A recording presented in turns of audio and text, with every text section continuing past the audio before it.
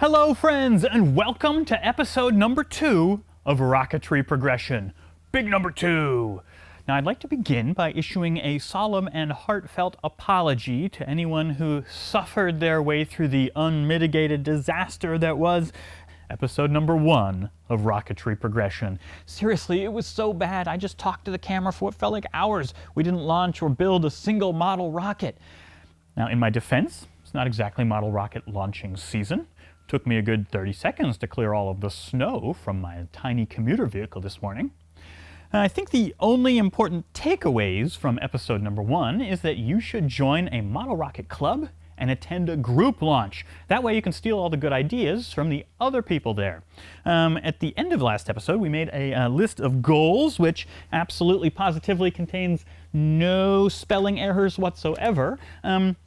But we're going to ignore those for now. You see, in order to progress, we're going to need to establish a baseline. So this episode, we're going to be taking a look at my building process so far. We're going to pull out my build pile. It's all low-power rockets.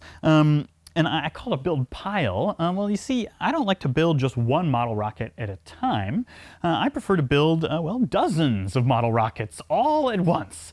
There are a few reasons for that. One is that it lets me make, I think, better use of my time. If I get set up to do some sanding, for example, it's not just sand 3 or 4 fins from one kit and then I'm done. I pull all the pieces out that need to be sanded from all the kits I'm working on, and I get all of them done in one session. The other reason I like to work on so many kits at once is that this is a leisure activity for me. I have a day job that provides me with more than enough stress, deadlines, and the like. So if one of these kits starts to frustrate me, I can just push it to the back and got plenty of others to work on. So let's go ahead and pull out the first box. Okay, so here we have a box of rocket kits. I think these are pretty much all ready to go, ready for me to make some progress on. So however, before we dig into that, I have another box full of rocket kits that have kind of stalled for one reason or another, and I think we should go through that box first and see if any of the stalled out rocket kits can get moved into sort of the active group. All right, well, be right back. Oh my. Okay, so here are the stalled model rockets. Also, there are a lot of repairs in here. There's one. This model rocket lost one of its fins here. You can see that, missing a fin. So we're going to need to replicate that, rebuild that. I don't think we're going to start today with the repairs. They're kind of a downer, you know. I want to start on a high note. Here's another example here. This beauty decided to take a nosedive into the ground. And when I dug it out of the earth, it wasn't very straight anymore. So we removed the nose cone and the fins, and you see here we are fabricating a replacement part, but still has some more paint steps. So we'll make progress on that. You'll see this one back in the air, but not one we're going to work on today. Also, similarly, I've got a couple of these super duper tiny rockets. I've heard these referred to as minimum diameter rockets. See, these two are 14 millimeters in diameter, the Estes Mosquito and the Estes Luna Bug. Yeah, I call these rockets. Okay, if I'm going to put a whole bunch of work into building these, I'm going to put it on the launch pad, I'm going to press that button, and it's going to disappear, and I will never see these again. I'm serious. They're going to go into the mesosphere. I will never, ever recover them. They say the recovery is featherweight. No, these will go into orbit. I'll never see them again. I think it would be a bad idea for us to start by building a minimum diameter rocket just to have it disappear. Oh, hey, you know what? I think there's a rocket hiding amongst the instructions. So here, these are all the instructions, and this is, well, let's find a sheet for it. Here we go. So this is apparently the Semrock Amazing Point And look, it's just a cone-shaped rocket. I mean, how cool is that? I am absolutely looking forward to building this wacky rocket. So yeah, let's pull this out. This will be one of the rockets that we work on today.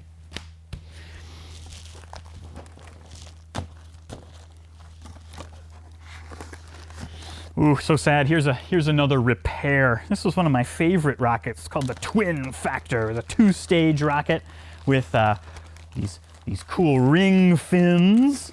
And unfortunately, I got a bad motor. It blew up inside the rocket, completely destroyed these portions, both the upper stage and the bottom stage. But the ring fins were good. So we've recovered these. We've rebuilt. The Twin Factor will fly again. But not today. Yeah, see, here's another one of these minimum diameter rockets. This is called the Humdinger. And, well, it illustrates one of the issues that these have. See, the pressure, last time I launched it, was enough to pop the nose cone out, but that parachute is stuck in there. It's really hard to stuff these, and then they don't eject properly, and the result was it came down really hard and bent the heck out of the tail end. So, you know, we'll rebuild, we'll reassess, but not today. Ah, here's an interesting one. So this is a Chinese model rocket kit. I mean, yeah, look, all of these were made in China. China is the world's manufacturing hub, but this is actually a Chinese-made model rocket kit of a Chinese rocket. I think that's really cool. I mean, China's doing some really neat things in space. Well, I guess this is a surface-to-air missile, loosely based on a surface-to-air missile called the East Wind.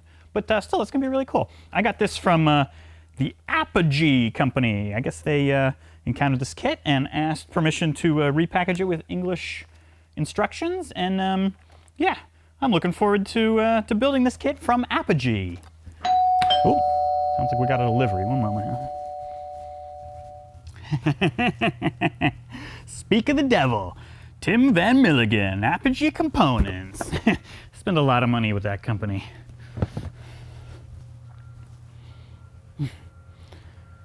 All right, looks like the next stalled model rocket is an Estes Supernova. This is a two-stage rocket with this cool, like, inverted fin design. Check it out. It's got like forward-facing first stage and then a sustainer stage that goes backward. Yeah, how neat is that? Maybe just see how I glued my launch lugs down the center there and did a really nice job blending them in all nice. Yeah, lovely. And then I finished the booster stage and I realized oh dear, well, it's going to be a problem. Yeah, I didn't read the instructions very carefully.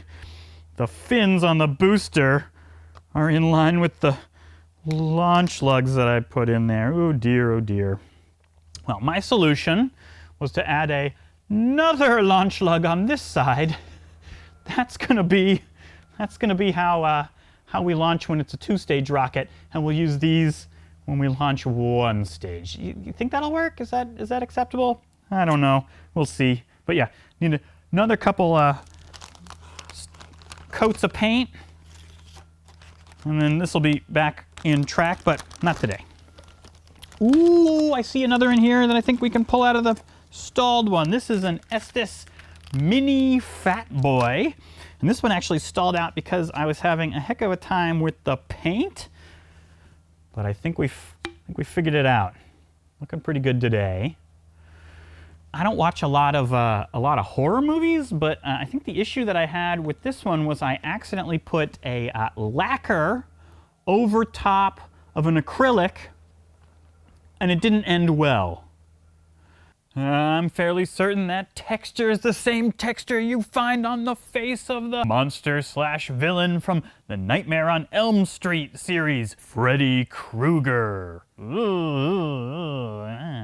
Anyway, we sanded all that off and started with a lacquer-friendly base coat, and now we have, I think this was called, Red Chrome. Nice shiny rocket. Put a clear coat on just in case. And now we're ready for a motor mount up the one side, a parachute down the other. So we will definitely be wrapping this kit up in this video. Next, another Estes kit. Oh, be right back. Whoa, imagine that! It's a package from Estes, although this one looks like it got taken out back and shown what for. This whole end is staved in, and I can tell that before that happened, this was opened up and it's been retaped, and I wonder how much of my order is left.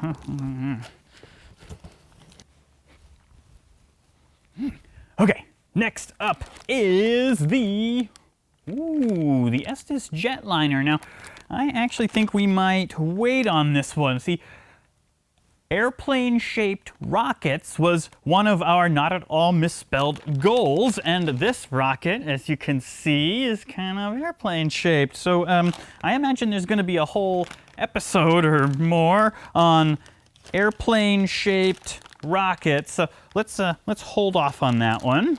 And but this one, another Estes.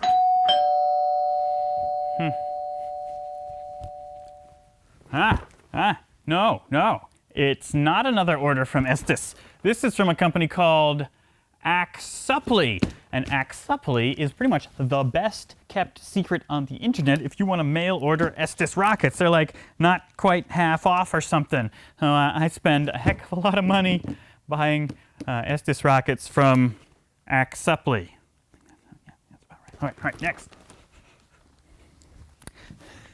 Okay, so this next kit in the lineup, the Estes Airborne Surveillance Missile. I think this one just kind of got stalled out because there were so many blasted little parts and bits and pieces and stuff. And as you can see, I like to go through, in some cases, ahead of time and fill the balsa wood grain and give it a little coat of primer. Also, the spirals on the tubes, the sort of seam where the paper comes together, I like to fill that in and make it all smooth. And as you can see, the nose cone got hit with a coat of the old semi-gloss. So I'm pretty certain this one is ready for assembly. So I guess the nose cone was supposed to be white. Well, artistic liberty, right? Yeah. Anyway, this one I think is ready to come out of the stalled box into the active box and get assembled.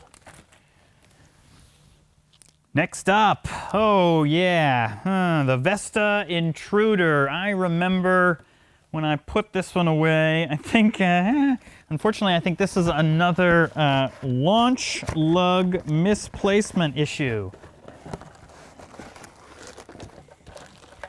Yeah, look, this thing, it's got this crazy nose cone and these wild spindly legs. And oh yeah, this is the part that I messed up. I'm pretty certain these two launch lugs are actually supposed to be here. Like I measured from the top and thought the bottom was the. Anyway, you know, this is what happens. I mess up, little mistake like this. I set it aside. You know, now I'm pulling it out, I'm looking at this. This is not a big issue. I use an oversized launch rod anyway. Who cares? This is, what was the problem? Just glue it together, launch, let's go. No question. I think the Vesta Intruder will also be assembled in this episode.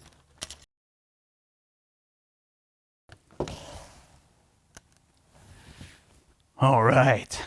Ooh, I'm not sure about this next one, though. The Super Mars Snooper.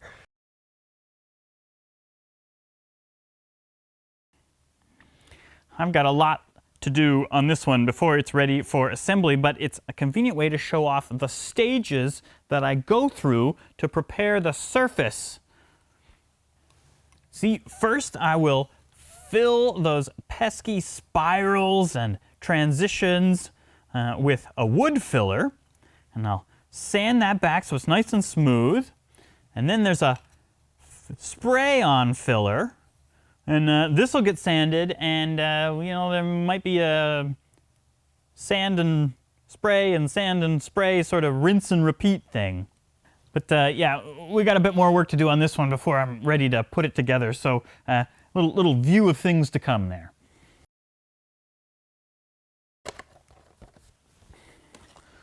Ooh, this next one is by Dr. Zooch Rockets, and it's a semi-scale model of the Saturn V.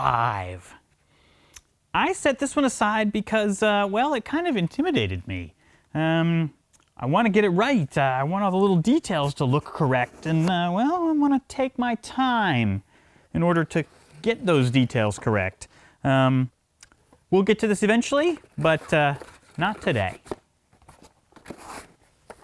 Ooh, this is a similar story with the Apogee Stratos Gale. I've never made a true winged rocket glider. We'll see a ring glider rocket here in a little while, but yeah, I did a bunch of work on this kit and I kind of got burned out. Making this airfoil was a lot of work, and the instructions, don't get them printed. Instead they come on this here phonograph record.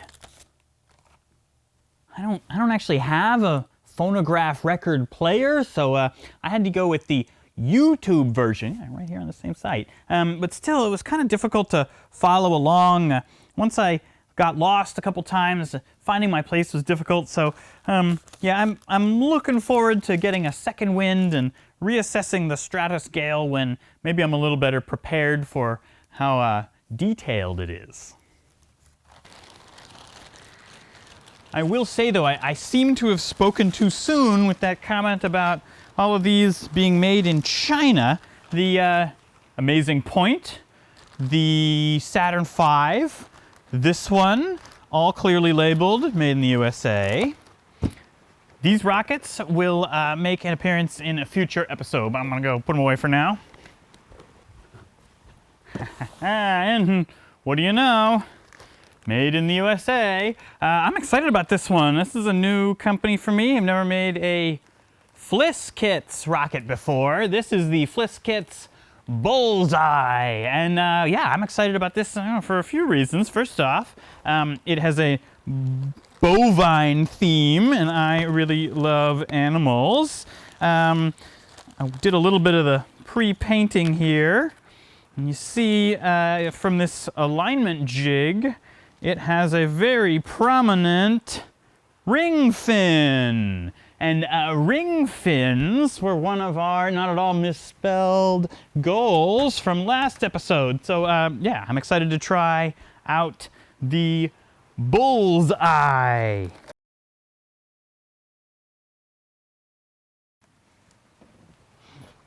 Ooh, this next one, similar story, the Estes Curvilinear. Manufactured in 2013. This is a 10-year-old rocket kit, apparently.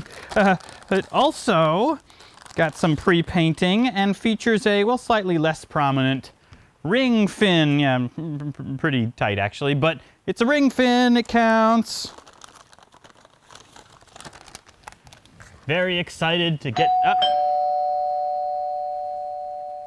Yep, another delivery. This one is from E-Rockets. E-Rockets. All right, well, look, if we do a good job here today, the build pile needs to be replenished, right? They come in one side, they go out the other. It's sort of an assembly line arrangement, right? Yeah.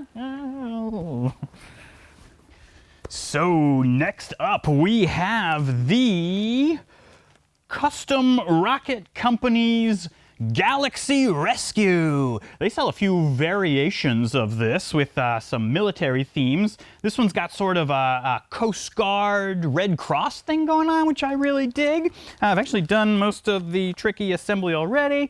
Look at these wild fins on this thing. I love it, I love it. And I noticed something pretty cool about the nose cone that comes with this kit.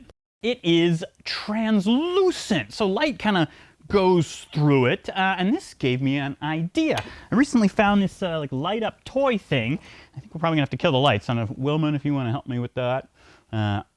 Anytime. Okay, cool. So this, check it out. Whoa, man! I picked this up at the Psychedelic Electronic Dance Music Festival. They were giving them away for free to anyone who bought at least 10. You know, I've decided not to finish that story. But as you can see, it has this sort of wand-shaped diffuser on the top. Maybe you see where I'm going with this. There's some coin cells. There's a button, and when you press it, these LEDs go crazy. Woo! And my thinking was that if we could take the guts from this thing and put them inside this rocket nose cone, oh, that might be the makings of a, at least the start of, a really cool night launch rocket, maybe. So what I decided to do was to make a replacement nose cone for this one. And, oh jeez, whoa, watch out, wow, I'm blind. Okay, yeah, so this is the replacement nose cone that I've made. Let's compare the two. Not a perfect match, it's a little pointier, but I think it'll do fine. So we're gonna build the Galaxy Rescue with this replacement nose cone, which I think I found in a pack from Apogee. And this one, we'll see this again in the future. Okay, so next up, I am seeing a really wild one. This is the Estes Mini Mean Machine. Now this uses mini rocket motors, but it is not very small. As you can see, it's got these two long body tubes. They're supposed to couple together with sort of a slip coupler. That way you can take this monstrosity apart when for storage transport. But I found this neat little screw together coupler. Here it's 3D printed. I don't know what that means, but I was going to try and put this together with the screw together coupler and see if that I don't know, makes for a cool rocket. So yeah, looking forward to this big one, the Estes Mini Mean Machine. I'm also looking forward to this one. This is another custom rocket company. This one's called the Solar Explorer. And I don't know, just the design for the fins looked really cool. Now it originally came with a 2-part body tube, kind of like that last one. But I got some body tubes, again, from Apogee. And I decided to swap out the 2-part design for just one single piece. I don't think that'll affect anything negatively, we can hope. You can see I've already done a little bit of painting, but yeah, looking forward to putting that one together. The Custom Rocket Company's Solar Explorer. I'm trying not to be too apprehensive about this next one, but it's another minimum diameter rocket. Tiny thing I'm afraid I might never see again if I launch. This is the Estes Star Trooper, and you know, it's a little bit more substantial than those other ones that I'm procrastinating on. Look, it's got some length to it, and most significantly, the nose cone actually does separate. It's got a little length of streamer in there, so maybe, yeah, maybe I should at least give it a chance. And it's basically assembled. I think we just need to attach the streamer, and it's ready for launch. So, yeah, we'll see if we are able to recover this after we launch it. Yeah, right. So these next two rockets are, I guess, somehow culturally significant. They're both Estes models. This is the Goblin, which takes C and D motors, ooh, scary. And this is Der Red Max, which takes much more sensible B motors. Apparently these are both very popular, and there's maybe even what seems to be a sort of rivalry between the two, like which is the better kit. Yeah, it's interesting. This one is a smaller diameter but takes larger motors. This one's a larger diameter but takes smaller motors. It's got this crazy Jolly Roger parachute there. Pretty interesting. Oh, and for them, I have some fin alignment guides that I got from Apogee. So these will hopefully help me put these together squarely. Okay, next up. One moment. This next one is from Rocketry Works. Rocketry Works. Oh, it's a little one. Ooh, it's got a little jingle bells action going on. What the heck did I order from Rocketry Works? I really did pay for all this with my own money, okay? These are not sponsored. In fact, I consider myself to be an artist, and I would never compromise my creative integrity by putting out sponsored videos on this channel, okay? These companies like Estes and Apogee and E-Rockets and Rocketry Works, they've never heard of Rocketry Progression, okay? I sent them my money, and then they sent me their products. End of story, okay? It's not a sponsorship arrangement. In fact, it's kind of like a reverse sponsorship. Yeah, I like that. These companies are all reverse sponsors, unwitting reverse sponsors, okay? So if you hear me say that some product is super duper awesome sauce or total caca, guess what? That's just my opinion. Oh, and by the way, I'm wrong about stuff like all the time. Pretty much nonstop, actually. The integrity of this show shall not be compromised. But we didn't really have any to begin with, so that should be good. Okay. Ooh, getting the last couple here. So this one is actually another Estes, of course. It's the double ringer. And it drops 2 ring-shaped gliders when it deploys its parachute. Now, I actually have the single ring glider version of this. Actually, I think there are 2 single ring glider rockets like this one. And I really enjoy them. Check out this video of one launching in slow motion. Woo! And then the aerial shot. Watch for the glider. Do you see? Oh, do you see it?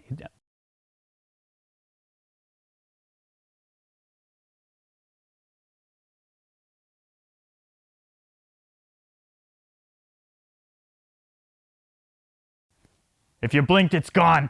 I think it's a lot of fun to watch these things deploy in Apogee. And this is a easy to assemble rocket, so we should have this put together in a matter of seconds.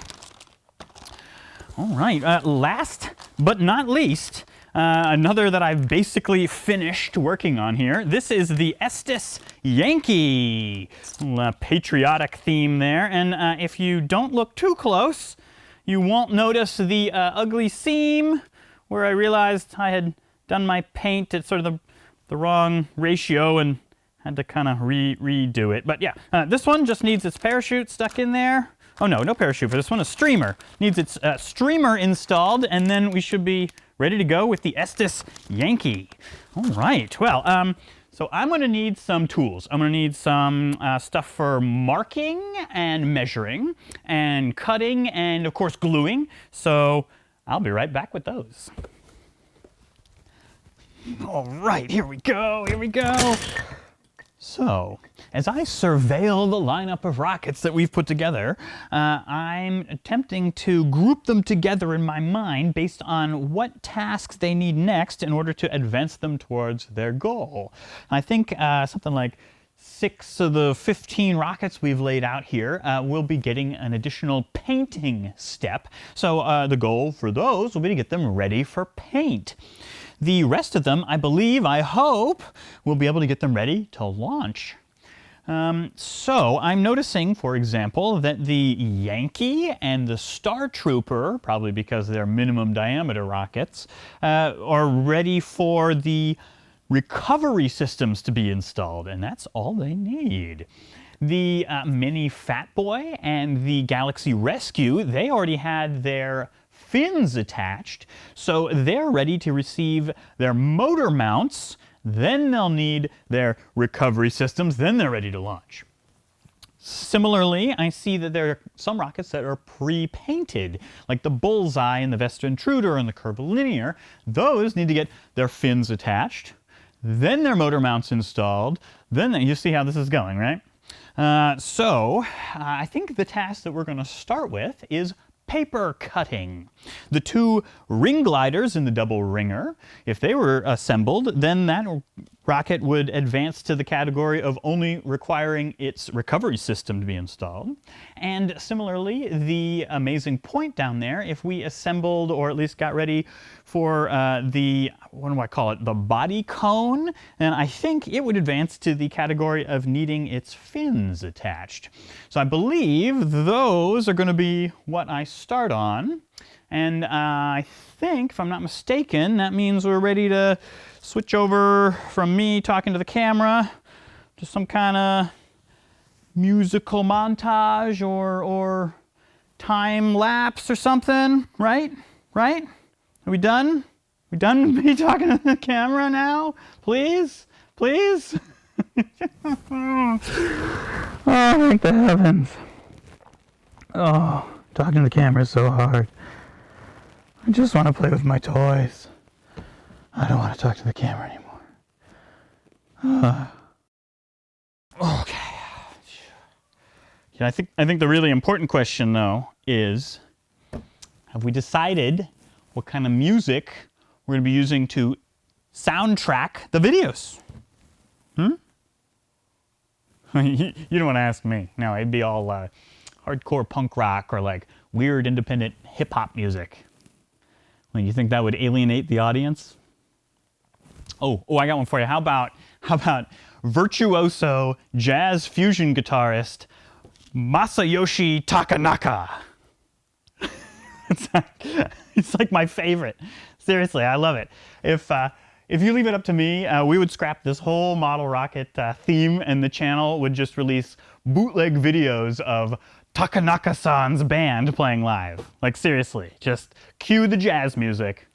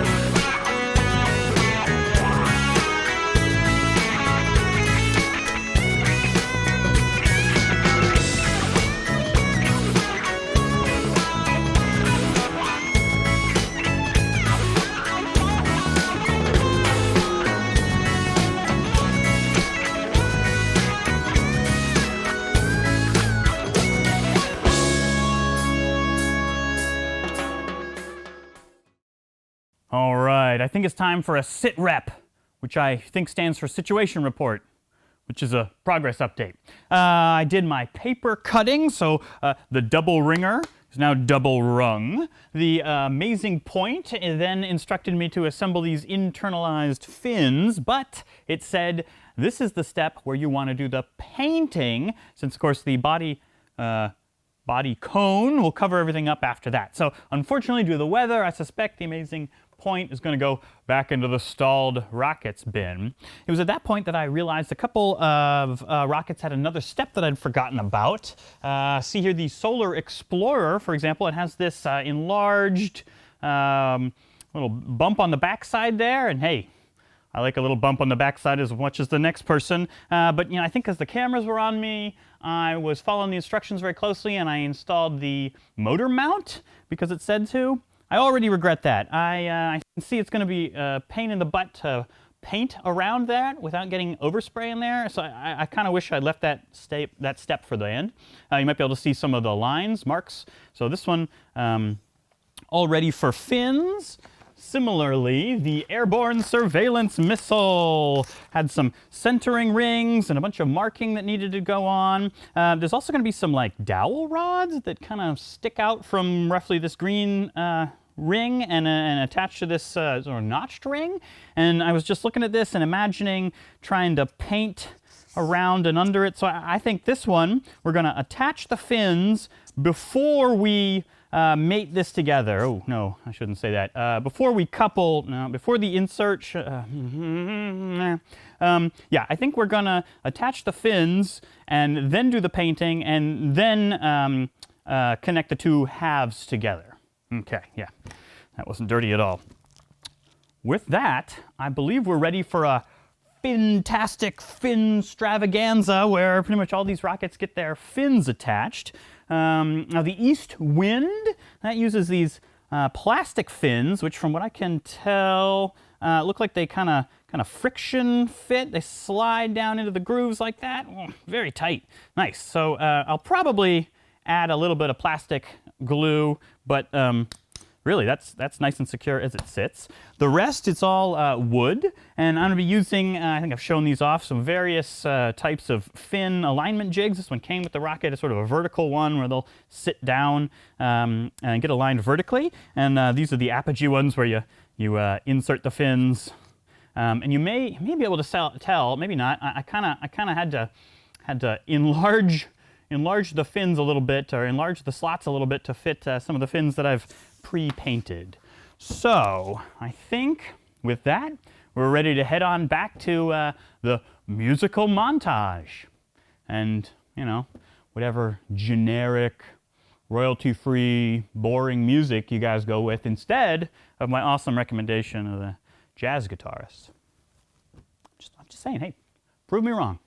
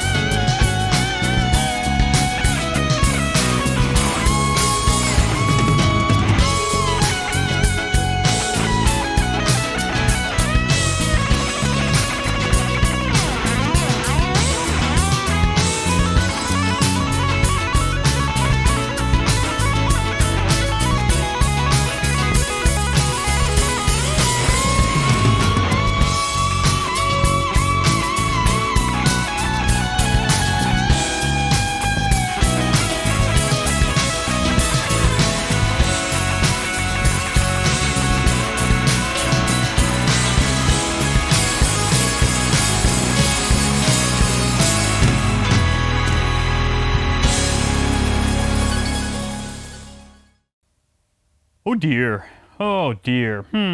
Well, it seems that my beloved apogee fin alignment guides have met their match with the Estes Goblin and Dare Red Max, respectively. Apparently they're, well, here, let me show you.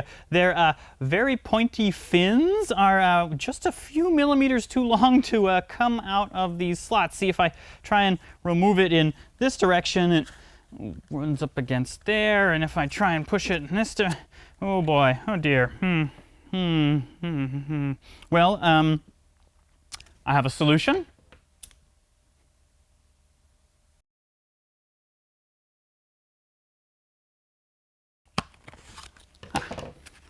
See, and now, oh, all fixed, see? No, I think the real tragedy here is that the editor is probably going to find the footage of me inserting the fin at a funny angle and then rotating it into its locked position, and I have a funny feeling that I had a goofy grin on my face when I was doing it, and that I might have even given the camera a thumbs up at the end. Oh boy. Oh boy. Well, anyway, now we get to move on to my favorite. I'm very excited here about these ring fin rockets. Yeah, what did I call this again? The Fintastic Finstravaganza, right? Well, we're not finished yet. Nope, it's time for the big finale. And you don't like the bad puns? There's a lot more where they came from. Okay, yeah. Oh, saved by the doorbell. Ooh, it's some big ones, some big ones. This is, I can tell just from the tape, this is Chris's Rocket Supplies, and this is more Estes stuff. Awesome, okay, where were we? Oh yes, the bad puns.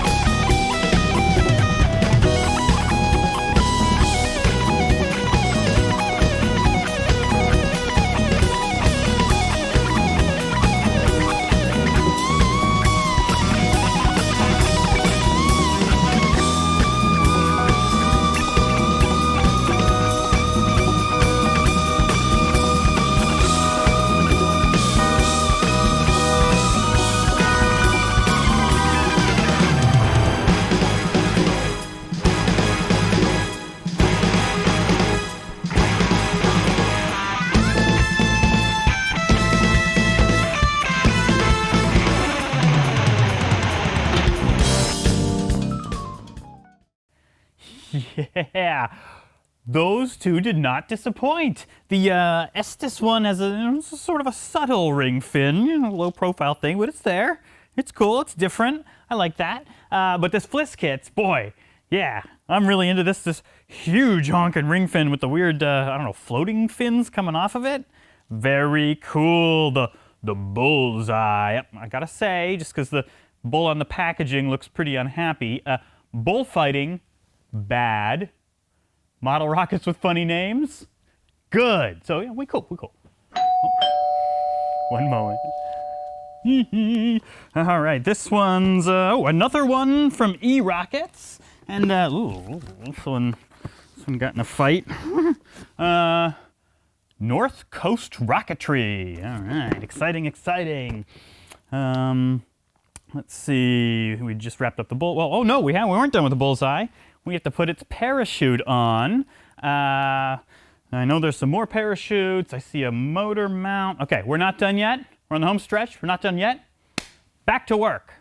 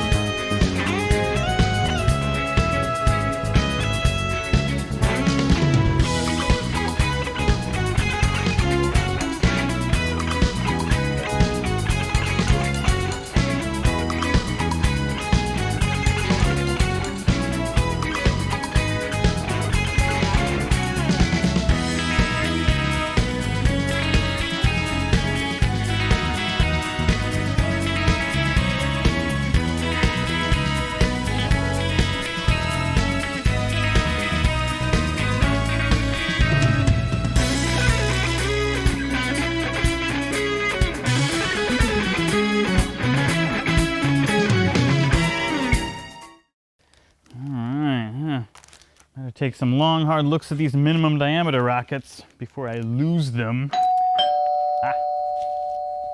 I'm gonna stall for a second because this one was delivered by the privateers in the brown truck, but I saw the Freedom truck coming in a lot just behind. You know, Los Federales.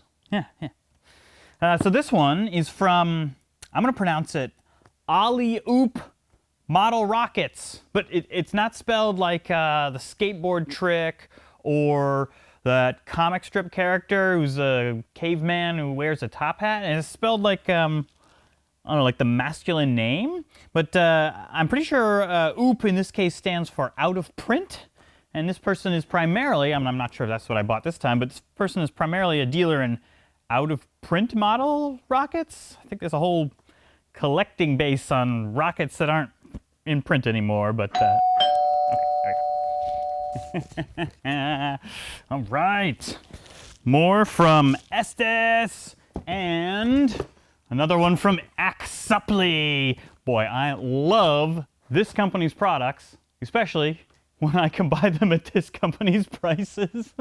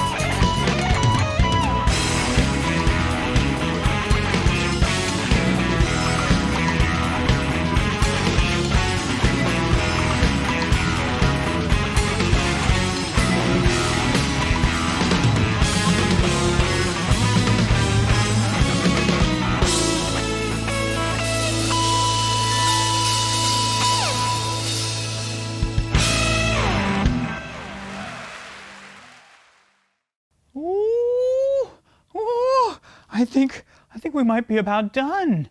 I think so. I'm gonna tidy up a little bit, if only so that we can really take inventory of the progress we've made today.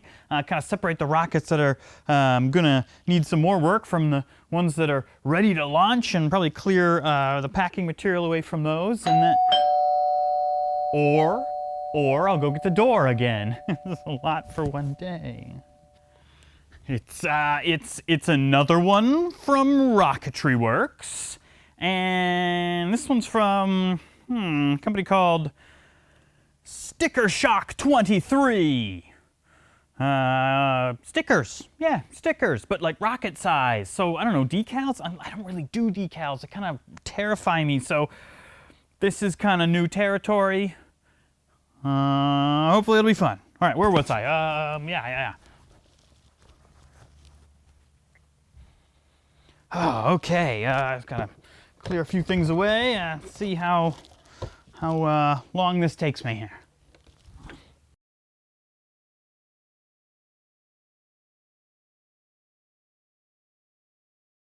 All right. I think we may be done for the day, folks. And what a productive day it was. We got all these rockets ready for their first flight, and we made significant progress on all of these rockets. Yeah, I'm eager to see what the editor makes of these long, drawn-out building sequences, and I hope you folks enjoyed this glimpse into my building process, and also kind of get a sense of where I'm at as rocket builder in general. Oh, okay. Guess we're not done after all. Ooh, now this is kind of a serious one. This one's from Egg Timer Rocketry. Now, we're not cooking breakfast here, folks. This company makes electronics kits for rockets. So basically using electronics hardware and code to control some things about the rocket, maybe gather information, maybe even transmit the information back down to the launch pad. Yeah, hey, so if you enjoyed this low power stuff, stay tuned. I'm not about to give this up, but you can also stay tuned if you want to see whether I'm able to make some progress in this hobby and move on to bigger and better things. So yeah, thanks so much for joining. I hope you enjoyed. Thanks for sticking through to the end. I bet this is going to be a long video. Yeah, see you next time.